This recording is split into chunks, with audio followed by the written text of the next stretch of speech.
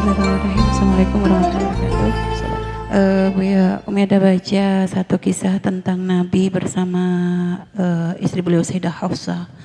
Di situ diceritakan bahwasanya pernah suatu hari Nabi itu membawa seria beliau yaitu Sayyidah Maria Al-Qibtiyah ke rumahnya Sayyidah Hafsah di saat jatah Nabi bersama Sayyidah Hafsah.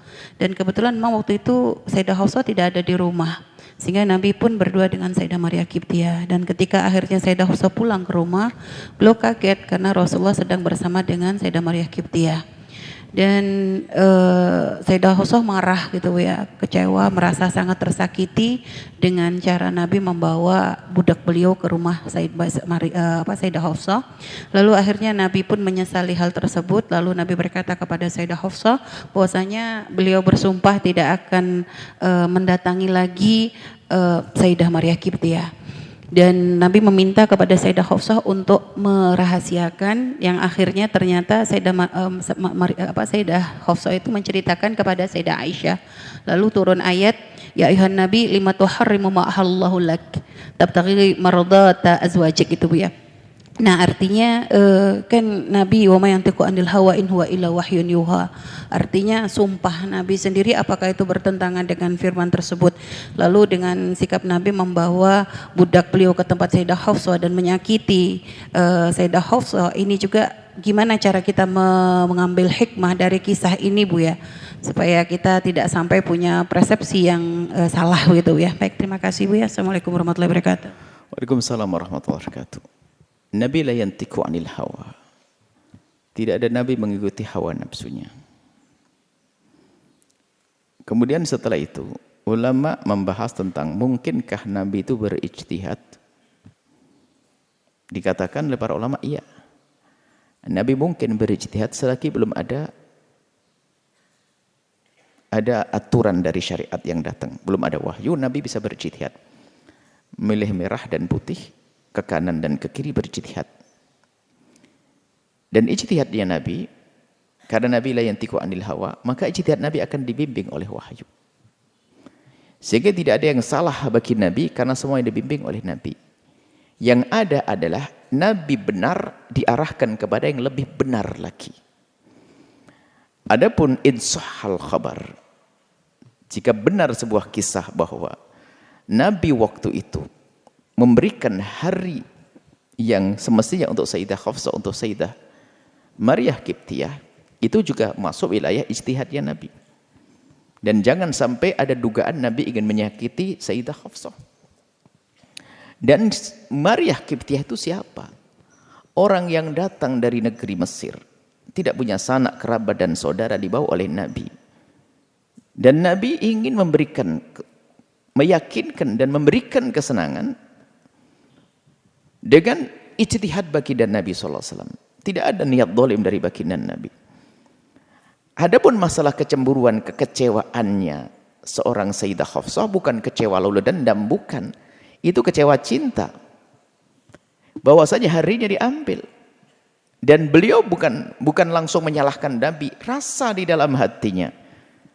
Dan itu adalah hormon, itu adalah nutrisi agar semakin ada kerinduan dibuat. Jadi kecemburuan yang ada itu bukan menjadikan orang semakin jauh sebetulnya.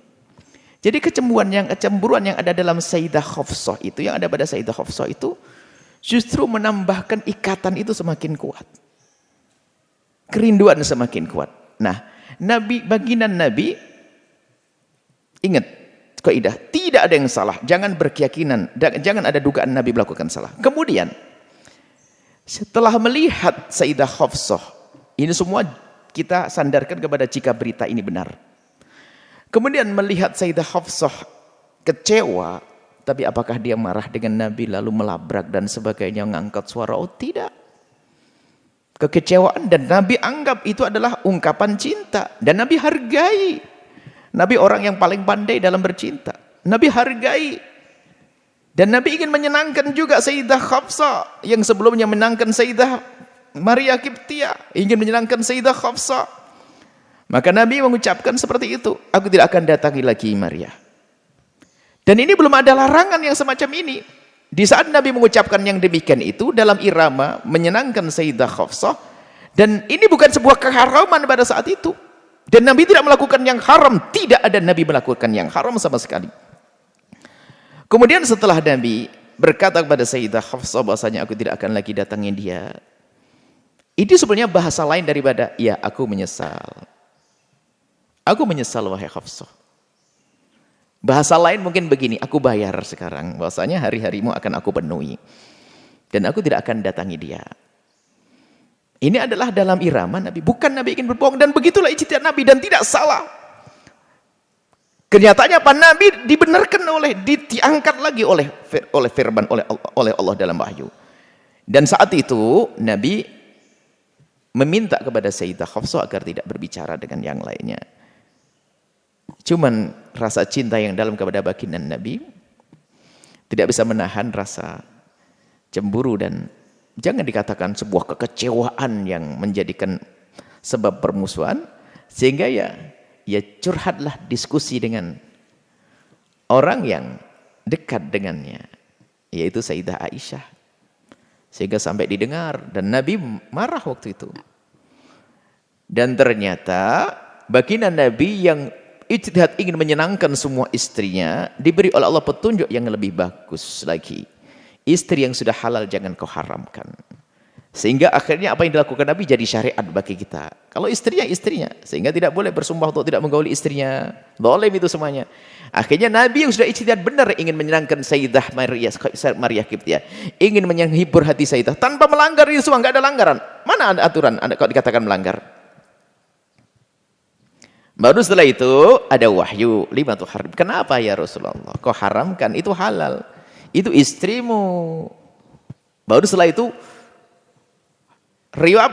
ayat ini datang kepada Rasulullah, disampaikan ke Sayyidah Hafsah, kepada semuanya, beres semuanya. Dan memang dalam kehidupan baginda Nabi akan jadi surital dan untuk semuanya. Maka akan diambil, diistimbat hukum-hukum nanti di sana.